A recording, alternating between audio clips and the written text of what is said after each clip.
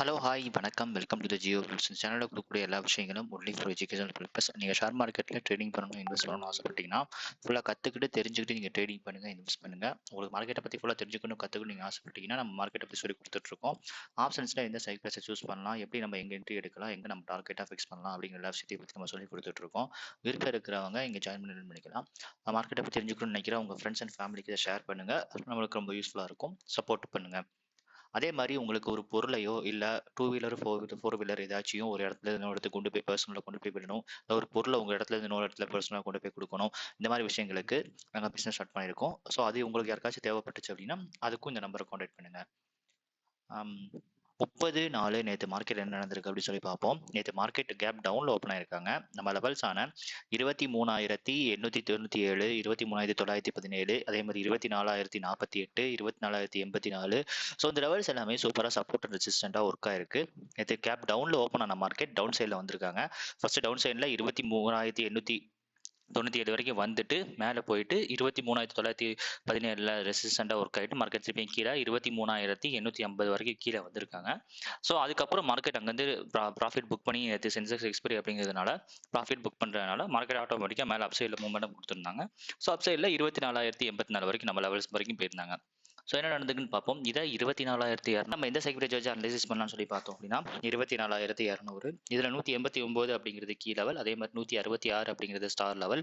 So market நீங்கள் நல்லா பாருங்க, ஓப்பன் ஆனது கீ லெவலுக்கு மேலே போகிறாங்க. அதே மாதிரி நம்மளோட சப்போர்ட் லெவல் அப்படிங்கிறது 208. ஸோ 208க்கு கீழே வராங்க. ஸோ அப்படின்னா நமக்கு இங்கே 283 நம்ம என்ட்ரி எடுத்தோம் அப்படின்னா நம்ம டார்கெட் அப்படிங்கிறது என்ன வரும்? 300. ஸோ அப்போ நீங்கள் 283 எடுத்தீங்கன்னா 300 டார்கெட்டாக வரும். 300 பிரேக் பண்ணிச்சுன்னா அடுத்த மார்க்கெட் எவ்வளோ தூரம் போவாங்க? 359 வரைக்கும் போவாங்க. 359 மார்க்கெட் பிரேக் பண்ணாங்கன்னா 440 வரைக்கும் போவாங்க. ஸோ கரெக்டாக மார்க்கெட்டை பாருங்க, 440 வரைக்கும் 440க்கு மேலே மார்க்கெட்டில் ரீச் ஆக முடியல. ஸோ ஏன்னா 440 அப்படின்னா 24,350 கால், 350 புட்டோட ஹை.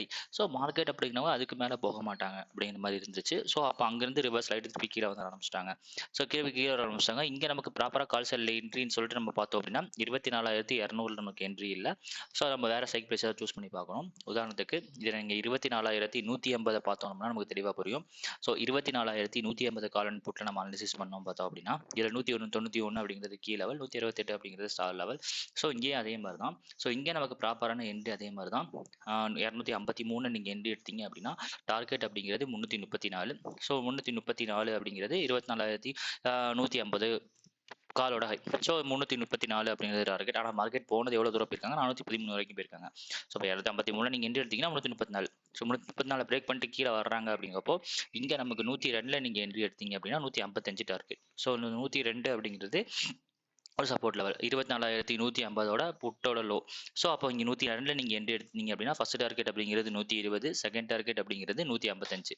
மார்க்கெட் பாருங்க மேலே போயிட்டு திருப்பி 120 சப்போர்ட் எடுத்துட்டு திருப்பி மேலே போயிருக்காங்க. இதுக்கான காரணம் என்னன்னு சொல்லிட்டு உங்களுக்கு சொல்லியிருக்கேன்.